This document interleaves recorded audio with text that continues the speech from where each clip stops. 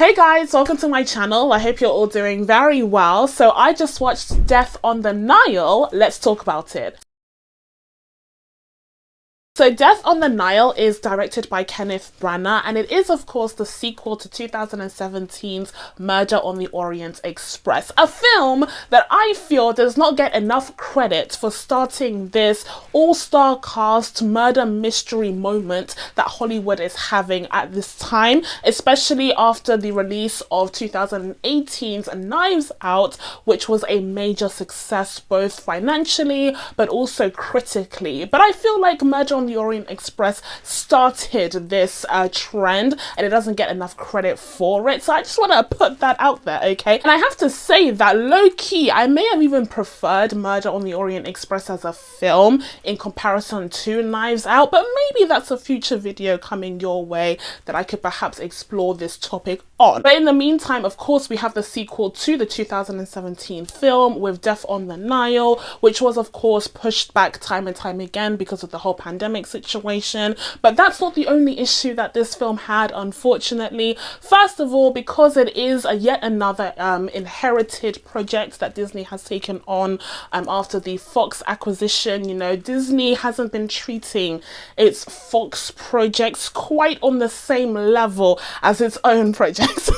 Like, I truly feel like the Fox projects in Disney's eyes are just cannon fodder. Like, they are just stuffing for the Disney Plus machine. You know, when Disney Plus launched a couple of years ago now, it was looking pretty bare bones. It was looking a little bit pathetic, but they decided to beef up the content available on that platform with all of this Fox content, both old and new, and now the platform is flourishing. Now the platform is looking juicy, it's looking inviting, especially since, you know, outside of the US we now have Disney and Star kind of combining these two streaming services together. Definitely helped make Disney Plus look even more inviting and even more of a competitor against the likes of Netflix and Amazon Prime. So yeah, I definitely feel like the fact that this is a Fox project is very much influencing the way that this film is marketed, i.e. it's not marketed at all. It's really not marketed at all, aside from the posters, I guess. But also another element and another tragedy when it comes to this film, not just the deaths within the film, but rather the deaths of some people's careers. I'm talking about Armie Hammer. I'm talking about the cancellation in the room.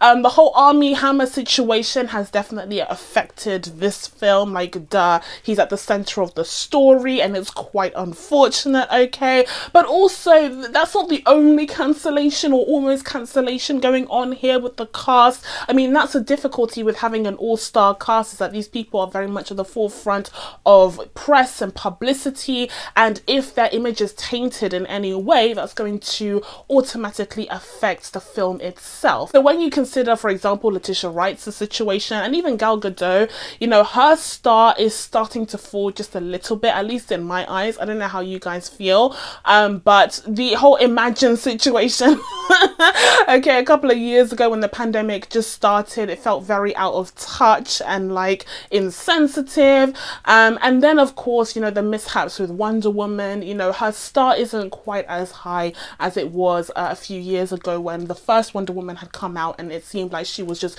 full of all of this potential. So yeah, there are certain issues with the cast with this film, which is unfortunate, and I definitely feel like that is going to affect the way that Disney tries to promote the film, i.e. it doesn't. It just can't wait for it to land on Disney Plus. I'm telling you, The King's Man literally landed on Disney Plus like last week or this week, so Disney's just counting down the days, counting down the seconds until Death on the Nile can be added to its long list, its long and incredibly impressive library of Fox projects. But despite all of this, is the film actually worth watching? Is it actually worth checking out? Well, I do have some thoughts on that as well, don't worry. But before we get into all of that good stuff, as per usual, if you haven't already, please be sure to subscribe to my channel and make sure you turn on your notifications so that you can be told when I upload next. Now, without further ado, let's get into my actual review of Death on the Nile. So first of all, let's talk about Kenneth Branagh, because he's definitely very involved in this franchise.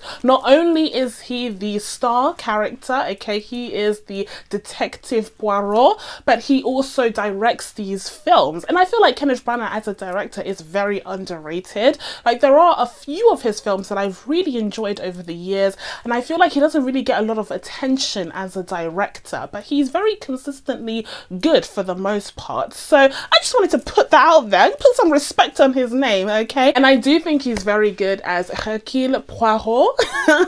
Okay, the strong French is coming out here for this one. I do think he's very good as the character. His accent is, you know, super Belgian, actually, super Belgian. But at the same time, I think it makes sense for the character. I think he plays it really well. And he's definitely on the same level of ridiculousness as Daniel Craig's detective character in the Knives Out. I believe his name is like Blanc or something Blanc. Yeah, he's also ridiculous, equally ridiculous, just with a different kind of accent. And that's kind of an interesting comparison. Again, there may be a video exploring that a bit more in the future on the channel. But I do enjoy Kenneth Branagh's portrayal of this character. And actually in this sequel, we are introduced to a little bit more of Poirot's backstory. We actually get to meet him when he's younger. That classic Disney de-aging that's become a signature for the company. We see him when he's younger in this like 1917-esque scene. Everyone has been doing that nowadays. Like, I'm looking at you, the King's Man, speaking of the film. But yeah, we see him in the trenches, and he is able to use his genius, you know, his problem-solving skills to allow the Belgians to gain a few more inches of land, I think it is, during this war. We see how he was already so incredibly perceptive even back then, but unfortunately, even with his intelligence, he wasn't able to save the entirety of his regiment, because unfortunately his captain did fall prey to a trap that was laid by the other side, and he has been holding that, you know, in him ever since. Like, he feels so guilty for allowing that to happen and not spotting the trap sooner. But also during this scene, you know, the booby trap goes off and the bomb goes off, killing his captain but scarring him for life, like creating this horrible wound on his face. His face is literally blown up, and of course that would lead to like a massive scar. And we see his wife, or his fiancée at the time, his great love Catherine. She comes to see him even though he didn't want her to, because he didn't want to expose her to the horrors of war. And you know, she suggests that he just grow a mustache to hide the scarring. And this is where my problem lies. This is where my first problem lies, is that makes no goddamn sense. I have eyes. Kenneth Branagh, I can see, especially on a big screen. Like, I was in the cinema looking at his face with these 4K cameras. There wasn't a single scar to be seen. You can't trick me. You can't trick me into believing that there's a scar on his face. Literally, his whole face gets blown off. Like, here, gets blown off at the beginning of this film. And then he has this mustache to cover up the scar. And you can see not a single centimeter of a scar on his face, even though his face was blown off. That makes no goddamn sense. That makes no goddamn. Every single time there was a close-up on his face, I was like looking for the scar. Like, maybe they did some scar makeup, you know, behind the mustache. But no, they tried to convince me that a mustache that, you know, admittedly is ridiculous, let's be real. The mustache is ridiculous, okay? But it's not covering his whole face. It's not. Like, I can see that there's nothing there, whatever. There's nothing but flawless shaved skin, whatever.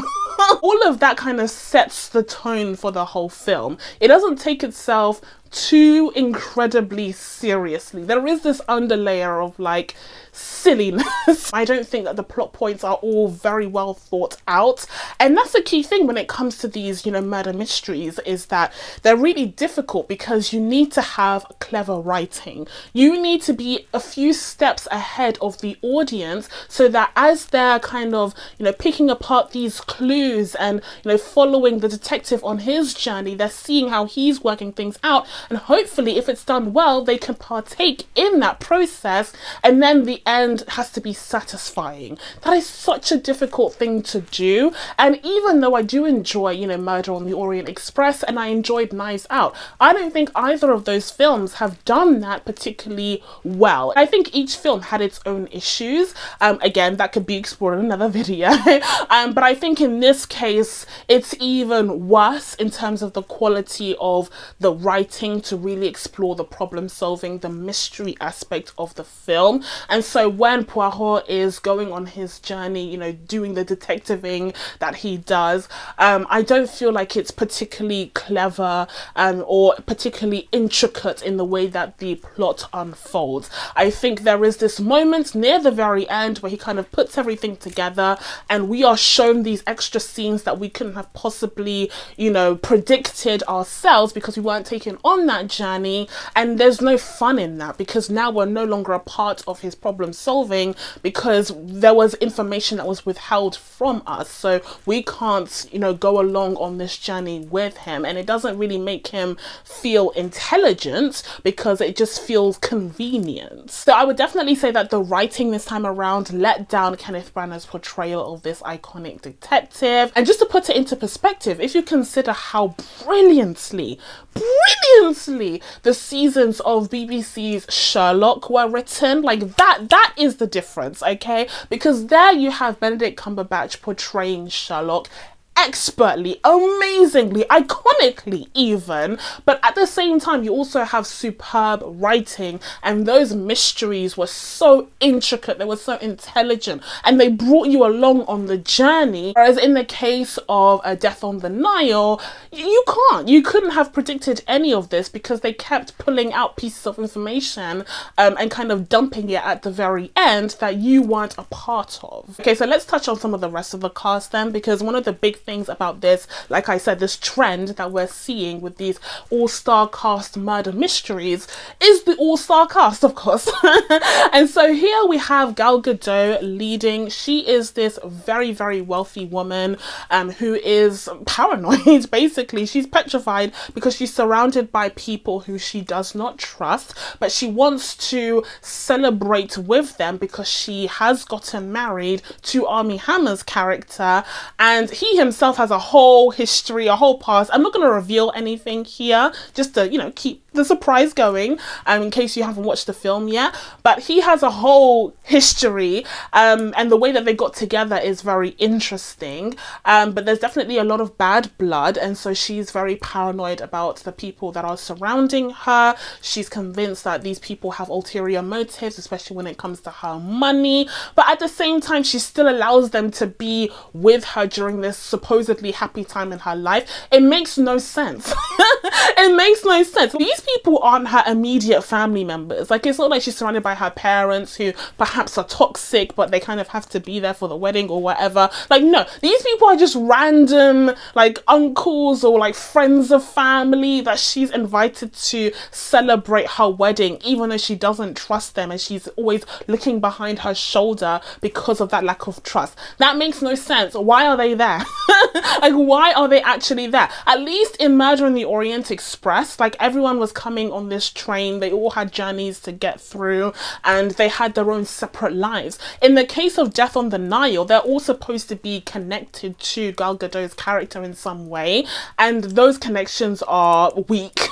Like, they're sus as hell, okay? And they kind of try and explain it at the end as part of the big reveal for what really happened, but I wasn't convinced. I was like, why on earth would she agree to have these people who she doesn't like, she barely knows, she barely trusts around her during this supposedly happy time in her life? That makes no sense. Where are her friends? Where are her actual friends? In terms of Gal Gadot's portrayal of the character as well, guys, I'm not convinced. I want to say something a bit controversial here. I don't think Gal Gadot is the best actress. Listen, at first, when I saw that she was cast for Wonder Woman, I was a bit skeptical because I thought that she was a bit too model-esque. Like, I expected Wonder Woman to be more like a warrior and to feel more like a warrior. And I think there are some model-esque actors in Hollywood who can still convey that. And I just didn't think that Gal Gadot was one of them. But I've come to like her version of Wonder Woman still, even though it's not what I had envisioned for the character. But now seeing her in like other projects, I'm just like, I don't know, she's kind of a one-trick pony. And also she has this thing where I don't want to be offensive or anything, but she always looks like she's about to cry.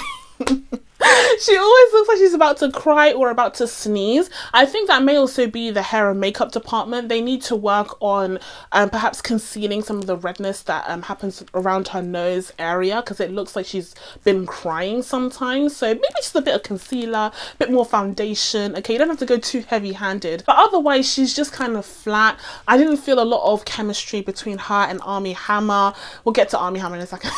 But yeah, guys, I'm just not fully convinced. She's stunning, obviously, but I don't think she's giving me the goods when it comes to the actoring. Okay, next up, speaking of Armie Hammer, yeah, he's in this film. It's unfortunate, but yeah, he's in it. I guess it was the last film before the official cancellation of it all. And yeah, I think he does a decent job. Again, I'm not convinced by the chemistry between him and Gal Gadot's character, even though they try to really lay it on thick as the newlyweds. I wasn't really sold on it. And that's kind of a big deal considering the plot point. A lot of the themes that are explored in this film surround love and relationships and romantic relationships. And honestly, it kind of feels like they re-edited the film so that it would fit better in Valentine's Day weekend. It's very bizarre because the whole love theme was very ham-fisted in this film, I felt. But anyways, that is definitely a rhetoric that is repeated throughout the film. So the relationship between Armie Hammer's character and Gal Gadot's character is actually quite important, and the fact that it wasn't overly convincing, in my opinion, is kind of a downer. It is kind of an issue. Russell Brand is also in this film. That's kind of surprising whenever he just decides to like up and start acting again. He was kind of like a nothing character. It was so bizarre. He was such a nothing character. Why was he there? Oh my goodness. What a waste. Like, truly, like, the writing was awful for his character. He is portraying Gal Gadot's ex-fiance who arrived at her wedding party to this other man. How does that make sense? There's no intelligent writing here, because of course he's there to be a suspect in someone's murder. Of course he is. Why else would he be there? He's literally her ex-fiance, not even ex-boyfriend. He literally proposed to her and she turned him down, like, eventually. It all, you know, went wrong eventually. Well, why would he be there? Why? And what does it say about her that she invited him? Like, what is she doing? Kind of just like lauding the fact that she's moved on over his head. She sucks as a person. And then when you know how, you know, she and Armie Hammer's character got together, you see at the beginning of the film, but she sucks even more. It's crazy. Anyway, so yeah, Russell Brand is in this. He's such a nothing character in the film, and it's just so obvious that they wanted him to be a clear suspect for any murders that happened. And so yeah, weak, terrible writing. And then next up we have my sis, Letitia Wright. Oh, Letitia.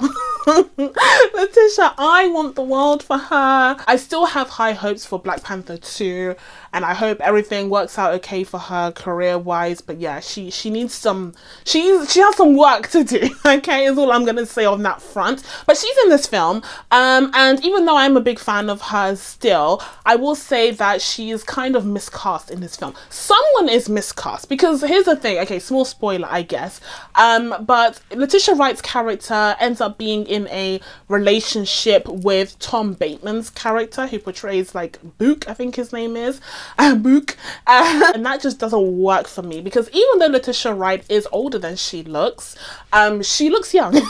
She looks very young, okay, that's why she was such great casting for T'Challa's younger sister. So this kind of romantic relationship between her and Tom Bateman's character, Tom Bateman looks like a good 10 years older than her.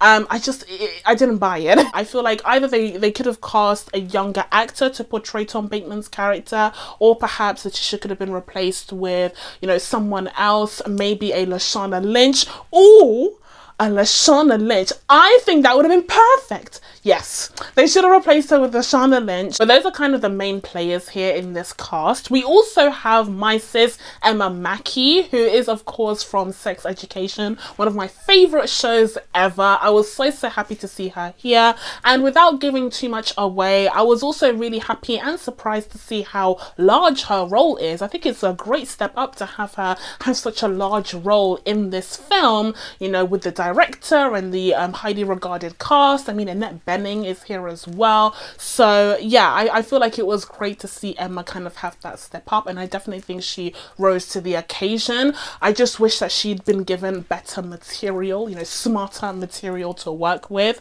But, you know, other than that, what she gave, you know, what she had to offer was definitely all great stuff. So hopefully this means more great roles for her in the future. But aside from the cast itself and the writing of this film, which as I said wasn't quite as intelligent as what we saw in Murder in the Orient Express, I would say one element of the film that definitely shines is the aesthetic, okay? The cinematography, the costuming, the set design. That boat was stunning. That boat was gorgeous. Like, oh my goodness, it definitely gave me a turn of the 20th century obsession with Egyptology vibes, where, you know, all of these Europeans, especially British people, are going to Egypt to explore the tomb of Tutankhamun and all of that. It definitely gave me those like 20th century colonial vibes, but still the ship was absolutely stunning. And I think the costumes were beautiful. I loved the way that all of these characters looked, and I just feel like it felt like a very rich film. And I think that's what Kenneth Branagh often brings to the table when it comes to his films. If you think of the first, you know, Murder in the Orient Express, but also the first Thor film, where it just feels rich and lavish. I love that about his directing style. I love the worlds that he creates, and so yeah, it felt very lush in that way, and it made sense, of course, of the context of the story with all of these wealthy people. I will say though, as just a tiny note, I'm no expert in lighting, camera work or anything like that, but whilst this film is very beautiful, I would say that there were a few lighting issues when it came to my good sis my good sis Letitia. Okay, I'm always looking out for these things because, you know, I have heard more and more that when it comes to portraying darker skinned people on camera, sometimes there can be lighting issues, especially if they're against lighter skinned people. And I understand that theoretically, but that's no excuse for the lack of dark skin representation. Anyway, that's a story for another day. But I did see in this film that, you know, there are times when she's not lit in the most flattering way. And if I could even spot that, then there was definitely an issue there. So as we're starting to see more dark skin representation on screen, I need these cinematographers or whoever's in charge of lighting to pattern up. I need them to pattern up. I need them to top up their qualifications and get to it in terms of learning how to light this beautiful dark skin, because there are no excuses as far as I'm concerned. But overall, do I think that Death on the Nile was worth the wait? Was worth the 2-year wait that we ended up having for this film? Not really. As a fan of the first kind of Agatha Christie novel adaptation that we got in the last few years with Murder in the Orient Express, I would say that this was definitely a step down in terms of the quality of writing. Like I keep saying, the murder mystery just wasn't compelling enough, and I felt like as well it took a while to get to the murder mysterying. It wasn't enjoyable waiting to get to the point where the murder happens and we have to start solving the murder. Like it took a very long time. It wasn't particularly compelling in the first half of the film, and then in the second half, when we were doing the murder mystery solving, the story wasn't complex enough. It wasn't intriguing enough. It didn't really pull you in enough for it to feel clever, and also also for it to feel like you are going on this journey with Poirot. And so with all of that being said, I'm going to be giving Death on the Nile a 6.5 out of 10. So that's it from me. This was my first movie review of 2022. I know, very late. And it feels weird and I may have stumbled over my words a little bit, but now that I told you guys what I thought of Death on the Nile, it's time for you guys to let me know what you thought of this movie down in the comments below. Please be sure to subscribe to catch new videos coming up. Thank you guys so much for watching. I really appreciate it, and I will see you in the next one. Bye.